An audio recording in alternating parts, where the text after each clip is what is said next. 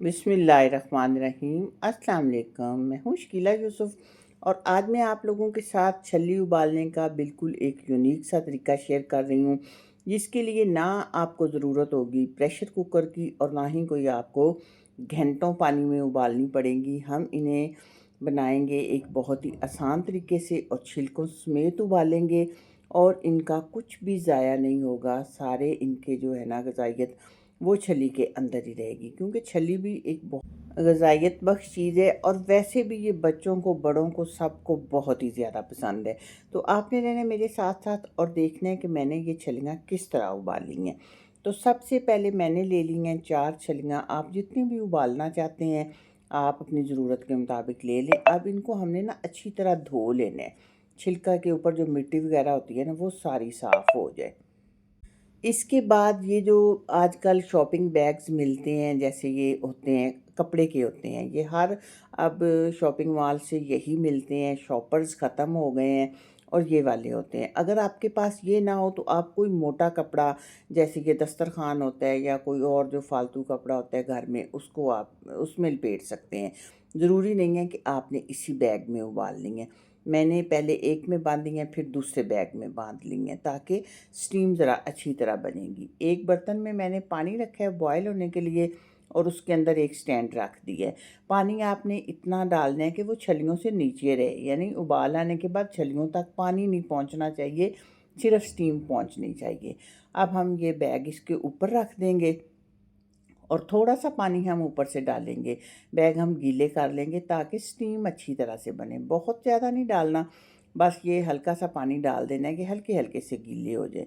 इसके बाद हम इसको कवर कर देंगे और इसके ऊपर हम रखेंगे एक वज़न भी, ताकि ढक्कन का जो बिल्कुल है ना वो स्टीम इसमें से बाहर ना निकले। अब आपने इसको मीडियम फ्लेम पर उबलने देना है तकरीबन 40 से 45 मिनट तक। हाँ जी, आपने इस दौरान खोल के भी नहीं देखना, आपने इसको उबलने देना है जनाब।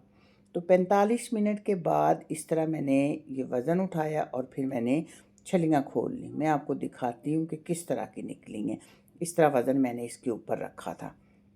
ये इसके इसलिए होता है कि बिल्कुल भी स्टीम आपकी कहीं से ना निकले, ढक्कन जो है ना वो ऊपर सख्ती से बैठ जाए।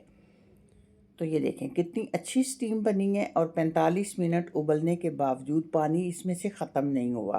पानी थोड़ा सा ख़त्म हुआ है, बाकी पानी इसके अंदर ही है।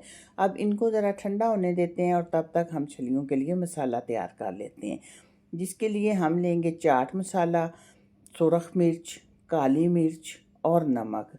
ये आप अपने हिसाब से जितनी आपको ज़रूरत है उतनी चीज़ें आप मिक्स करके रख सकते हैं। क्वांटिटी भी आप अपने टेस्ट के मुताबिक इनका कम या ज़्यादा कर सकते हैं। अब छलियों का हम पर्दा हटाते हैं और मैं आपको दिखाती हूँ कि अंदर से छलियाँ कैसी निकली हैं। इतनी मज़े की और बिल्कुल जो है ना ये हमारी अंदर तक गली हुई नरम छलियाँ तैयार हुई थी, कि जैसे बिल्कुल हम स्कूल के ज़माने में ठेले से लेकर खाते थे या अभी भी बहुत शौक़ से लेके खाते हैं। तो वैसे अगर आप इस तरह हम घर उबालें तो बिल्कुल साफ़ सुथरी होती हैं। हमें पता है कि हमारे बर्तन साफ़ हैं, हमारे हाथ साफ़ हैं, क्योंकि जब मैं बचपन में स्कूल से लेके खाया करती थी ना तो मुझे अम्मी से डांट ज़रूर पड़ा करती थी कि ये ठेले वालों से चीज़ें इस तरह लेके मत खाया करो। अब जनाब लीमू लेना है या खट्टा माल्टा आपके पास जो भी हो, तो उसके साथ ये मसाला लगा के आपने अपने टेस्ट के मुताबिक इसके ऊपर मसाला लगाना है। अगर बच्चों को दे रहे हैं तो थोड़ा सा कम लगाएं और मिर्चें भी फिर आप अपने हिसाब से डालें, क्योंकि बहुत ज़्यादा स्पाइसी हो ना तो फिर इसके साथ होंठ या मुंह जलता है बच्चों का। तो बच्चों को बिल्कुल भी आपने ज़्यादा नहीं लगा के देना, आपको जितना अच्छा लगता है उतना आप लगा लें। लेकिन बहुत ही मज़े की छलियाँ ये तैयार हुई थी, बिल्कुल गली हुई और ऐसी मज़े की कि मेरा तो दिल चाहता है कि अब मैं इसको रोज़ ही बना के खाया करूं। तो आपने मुझे इसका फ़ीडबैक ज़रूर देना है कि आपको मेरी ये रेसिपी कैसी लगी है। अल्लाह हाफिज़।